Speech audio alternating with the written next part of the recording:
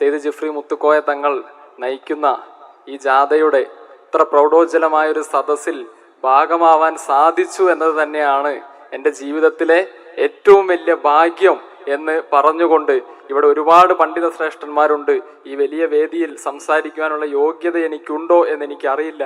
പക്ഷേ ഇവിടെ Philip John എന്ന് പറയുന്ന ഒരു വ്യക്തിയല്ല, സമസ്തയെ ബഹുമാനിക്കുന്ന, സ്നേഹിക്കുന്ന, കേരളത്തിലെ ആയിരക്കണക്കിന് അന്യമത വിശ്വാസികളുടെ ഒരു പ്രതിനിധിയായിക്കൊണ്ട് ഇവിടെ നിന്നുകൊണ്ട് ഞാൻ പറയാൻ ആഗ്രഹിക്കുന്നു, പ്രിയപ്പെട്ട ഞങ്ങളുടെ തങ്ങൾ ഉസ്താദെ, അങ്ങ് ധീരതയോടെ നയിക്കുമ്പോൾ അങ്ങേക്കൊപ്പം നീങ്ങാൻ കേരളത്തിലെ മതേതരവാദികളായ ജനങ്ങൾ ആവേശപൂർവം കാത്തിരിക്കുകയാണ്.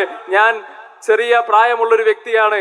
മമ്പുറം തങ്ങളെ കാണാൻ എനിക്ക് സാധിച്ചിട്ടില്ല, ശംസുൽ ഉലമയെ കാണാൻ എനിക്ക് സാധിച്ചിട്ടില്ല. പക്ഷേ ആ കുറവൊക്കെ ഞങ്ങളെപ്പോലെയുള്ള യുവതലമുറ നികത്തുന്നത് പ്രിയപ്പെട്ട നമ്മുടെ തങ്ങൾ ഉസ്താദ് ശൈഖുന ജിഫ്രി മുത്തുക്കോയ തങ്ങളെ കാണുമ്പോഴാണ്.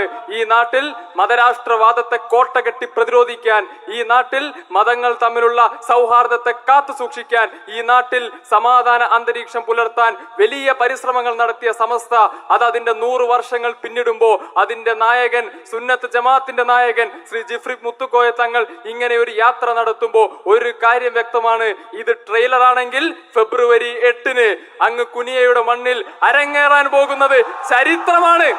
ആ ചരിത്രത്തിൽ ഭാഗമാവാൻ ഞങ്ങളെപ്പോലെയുള്ള ഈ നാട്ടിലെ അന്യമത വിശ്വാസികളും സ്നേഹപൂർവ്വം ആഗ്രഹിക്കുന്നു എന്ന് മാത്രം പറഞ്ഞുകൊണ്ട് ഈ സദസ്സിനെ അഭിവാദ്യം ചെയ്തുകൊണ്ട്, പ്രിയപ്പെട്ട തങ്ങൾ ഉസ്താദിനോടുള്ള സ്നേഹം അത് വാക്കുകൾക്ക് അതീതമാണ്.